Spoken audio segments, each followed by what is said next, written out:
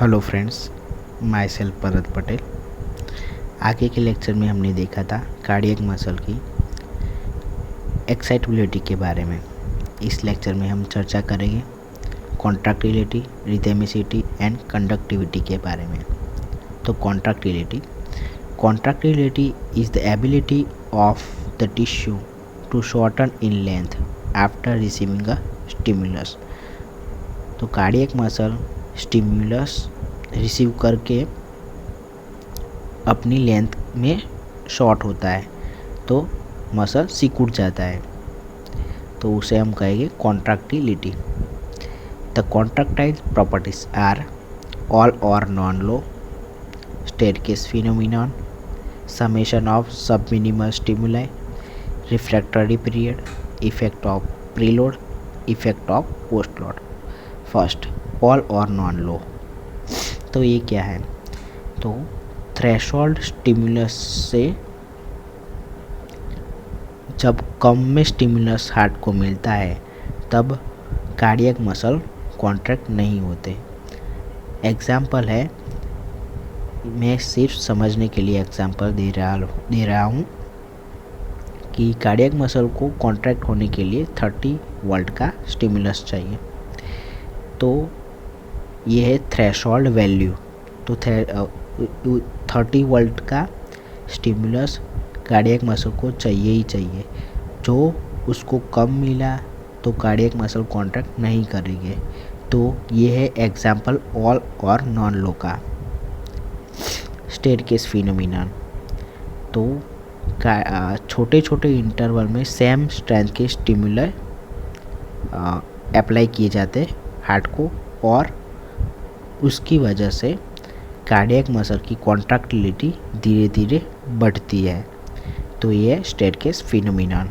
Summation of subminimal stimuli, तो छोटे छोटे स्टिमुलाई इकट्ठे होकर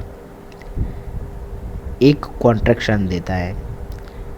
तो कार्डियक मसल को कॉन्ट्रैक्ट होने के लिए 30 वोल्ट का चाहिए स्टिमुलाई।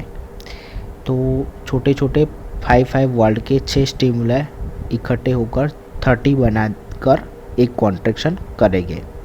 तो ये summation of subminimal stimuli. Refractory period, तो refractory period refers to period following action potential during which the cardiac muscle does not respond to a stimulus। तो रिफ्रैक्टरी पीरियड एक्शन पोटेंशियल का ही भाग है, उसमें cardiac muscle कोई भी stimulus से respond नहीं करते। तो उसके 2 टाइप है, absolute refractory period and relative refractory period. Absolute refractory period में क्या होता है? It is period during which muscle does not show any response at all, whatever may be strength of stimuli। तो इस एब्सोल्यूट रिफ्रैक्टरी पीरियड के दौरान cardiac muscle respond नहीं करता। थ्रेशोल्ड से स्टिमुलाई ज़्यादा हो तो भी रिस्पॉन्ड नहीं करेगा, तो उसे हम कहेंगे absolute refractory period. It is because depolarization occurred during this, so the second depolarization is not possible। Systole is absolute refractory period। तो सिस्टोल करता है जब हार्ट सिस्टोल की कंडीशन में होता है, तब हार्ट दूसरे कोई स्टिमुलस से रिस्पॉन्ड नहीं करता क्योंकि दूसरी डिपोलराइजेशन हो नहीं सकता। Relative refractory period, it is period during which muscle show respond if the strength of stimuli is increased to maximum। It is the stage at which muscle is in repolarization state। तो diastole के दौरान heart थोड़े maximum से थोड़ा ज़्यादा stimulus हो तो respond करता है। तो ये है relative refractory period. Cardiac muscle has long refractory period. Absolute refractory period extend throughout contraction period 0.27 second। Relative refractory period extend during first half of relaxation 0.26 seconds। Significance of long refractory period: fatigue does not occur, tetanus does not occur, summation of contraction does not occur। तो cardiac muscle थक क्यों नहीं जाता, क्योंकि उसका refractory period ज़्यादा है इसीलिए। Effect of preload and effect of post load, तो ये भी कॉन्ट्रैक्टाइल प्रॉपर्टीज़ है। Rhythmicity, it is ability of the tissue to produce its own impulse regularly. It is also called self excitation and or autorhythmicity. Heart has specialized structure called pacemaker from which the discharge of impulse is rapid. तो heart खुद ही अपने impulse generate करता है, उसका tissue खुद ही अपने stimulus generate करता है, तो ये इसकी एबिलिटी को हम कहेंगे रिथेमिसिटी।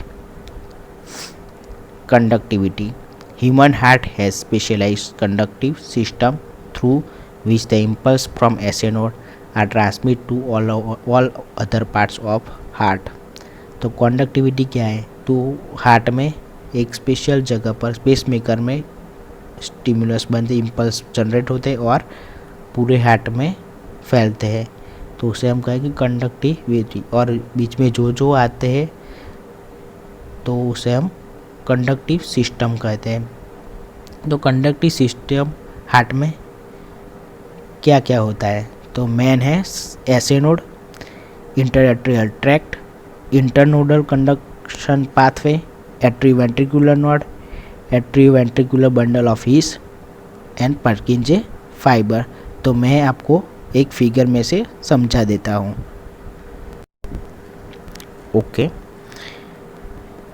एसए नोड तो सबसे हायर अमाउंट में इम्पल्स जनरेट होते हैं एसए नोड के अंदर, तो ये एसए नोड। तो ये तीन है इंटर नोडल ट्रैक्ट, ये तीन लाइन दिख रही है, ये है इंटर नोडल ट्रैक्ट, कनेक्ट करते हैं एवी नोड से। एवी नोड के बाद आता है bundle of His, bundle of his. Next है बंडल ऑफ हीस के बाद आता है, उसके डिवीज़न होते हैं right bundle branch and left bundle branch, तो दो में डिवाइड होता है। फिर लास्ट में होता है पर्किंजे फाइबर, ये है सब पर्किंजे फाइबर्स। तो कंडक्टिव सिस्टम के अंदर SA node, internodal tract, inter atrial tract, SA node से एट्रिया में जाते हैं तो inter atrial tract, internodal tract, AV node, bundle of His, bundle of His के बाद right bundle branch, left bundle branch, उसके बाद पर्किंजे फाइबर्स। तो ये है conductive system of the heart.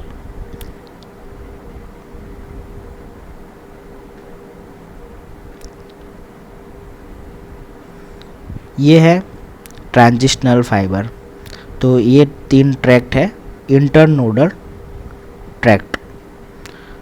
Internodal tract और एवी नोड के बीच आता है transitional fibre. Transitional fibre, transitional fibre की वजह से इम्पल्स एसए नोड से एवी नोड में आते हैं तब उसके टाइम में डिले होता है, क्योंकि बीच में ट्रांजिशनल फाइबर है, उसकी वजह से इम्पल्स आने में डिले होते हैं।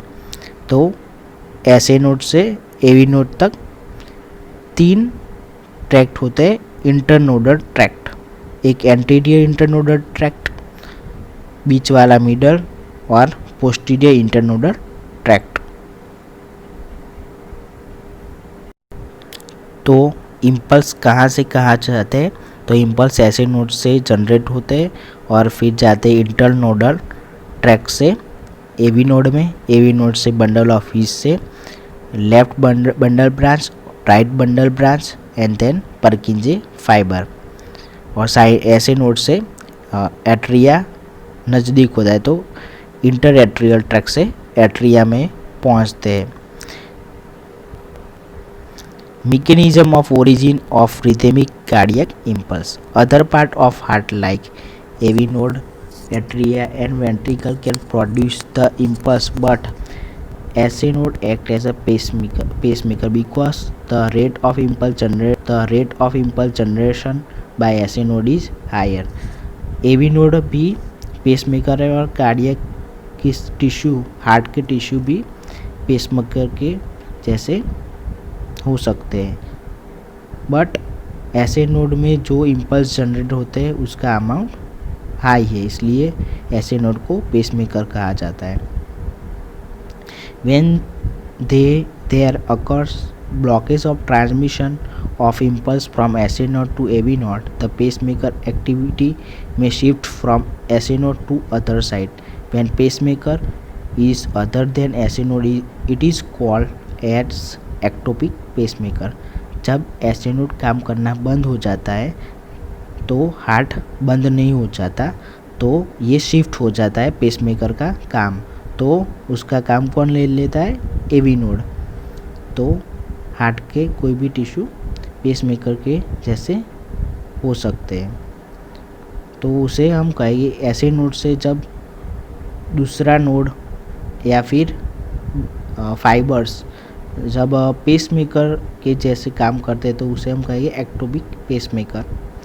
Rate of production of rhythmic impulse by different parts of the heart: SA node 7 to 80 per minute, AV node 40 to 60 per minute, atrial muscle 40 to 60 per minute, ventricular muscle 20 to 40 per minute. Spread of cardiac impulse. तो मैंने ये आपको समझा दिया है कि S A node से impulse generate होकर एट्रिया में इंटर एट्रियल ट्रैक के थ्रू पहुंचते हैं. फिर ऐसे नोड से AV नोड तक इंटरनोडल ट्रैक से. फिर वेंट्रिकल में कैसे पहुंचे? तो AV नोड से बंडल ऑफ हिस से left bundle branch, right bundle branch, फिर परकिंजे फाइबर थ्रू वेंट्रिकल में इम्पल्स पहुंचते हैं. तो मैंने ये आपको समझा दिया है. Time taken for impulse to travel: SA node to AV node 0.3 second, AV node to bundle branch 0.13 second, bundle branch to Purkinje fiber 0.3 second, Purkinje fiber to endocardial and pericardial surface of ventricle 0.03 second. तो ये सब 0.03 second में होता है और total time होता है 0.22 second. तो ये सब था कार्डियक मसल की प्रॉपर्टी के बारे में. तो वीडियो पसंद आया तो लाइक करें, शेयर करें, सब्सक्राइब करें, और जो भी क्वेरी हो तो आप कमेंट बॉक्स में पूछ सकते. Thank you for watching video. Have a good day.